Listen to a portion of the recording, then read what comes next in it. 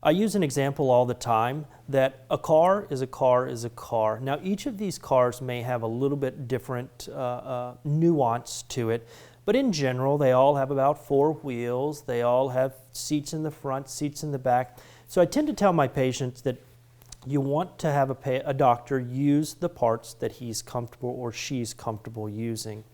And so there are certainly nuances to each or finer points to each of these implants, but overall you want the doctor to just use the same implant that they use that they've had good success with.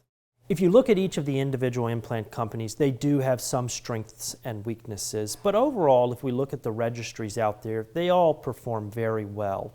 Certainly one of the biggest changes that's out there is the plastic is modern now, and it's been that way for 23 or 24 years. The modern plastic is what has made all of the implant companies have such great success, and so no matter what implant you get, you're going to get a good one that's going to last for a very long time. There are certain considerations that you should take if you have some allergies.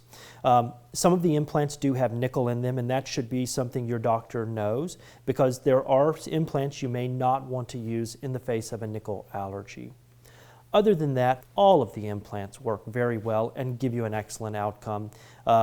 For me, if a patient comes and asks me to use a specific implant on them that I am not used to using, I may try to find them a doctor who will use that implant over and over again, as opposed to me trying it for the first time.